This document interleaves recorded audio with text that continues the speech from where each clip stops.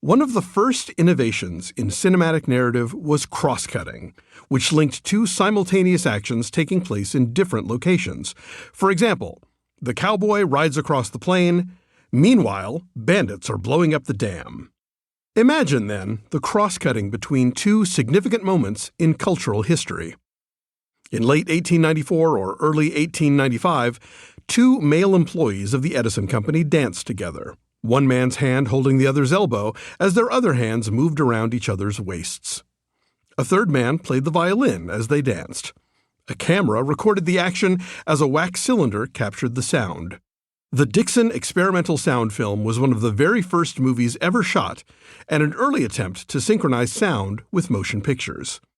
William Kennedy Laurie Dixon, a young assistant in the Edison laboratory, mounted the experiment and played the violin.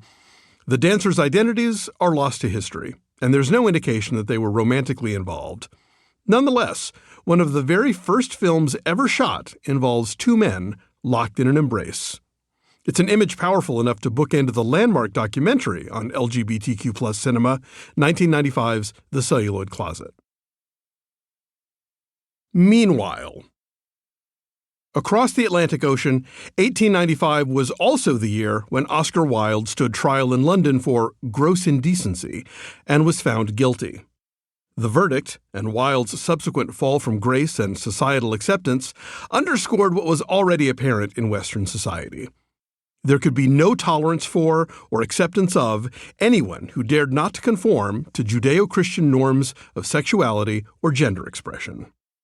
It was against this backdrop that cinema itself was being born, so it is no surprise then that so much of the history of LGBTQ+ artists in the film industry has been a hidden one. To exist in the world, let alone to exist in the public eye, meant that queer artists had to conceal their true selves from employers, the media, and their fans.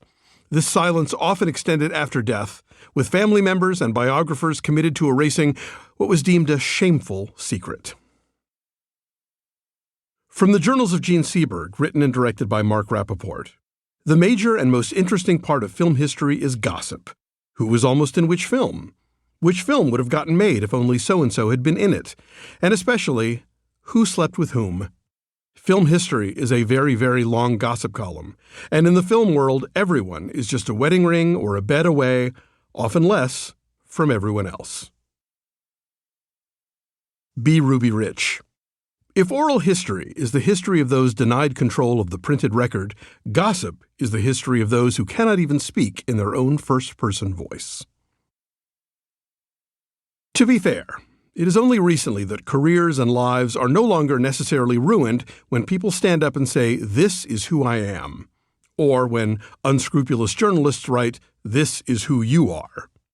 To say in the 21st century that this star or that director was part of the LGBTQ+ community is not to defame or to slander or to dismiss them. It is to acknowledge the complicated truth of an artist's life and to include that artist in the historical record of LGBTQ+ people who have always existed and whose gifts have benefited society at large, even when society at large responded to queer people with hate and distrust. Roy Cohn, Angels in America, written by Tony Kushner. Your problem, Henry, is that you were hung up on words, on labels, that you believe they mean what they seem to mean. AIDS, homosexual, gay, lesbian. You think these are names that tell you who someone sleeps with, but they don't tell you that. No. Like all labels, they tell you one thing and one thing only. Where does an individual so identified fit in the food chain, in the pecking order? Not ideology or sexual taste, but something much simpler. Clout. Not who I fuck or who fucks me, but who will pick up the phone when I call, who owes me favors. This is what a label refers to. Now, to someone who does not understand this, homosexual is what I am because I have sex with men. But really, this is wrong. Homosexuals are not men who sleep with other men. Homosexuals are men who, in 15 years of trying, cannot get a pissant anti-discrimination bill through the city council. Homosexuals are men who know nobody and who nobody knows, who have zero clout. Does this sound like me, Henry?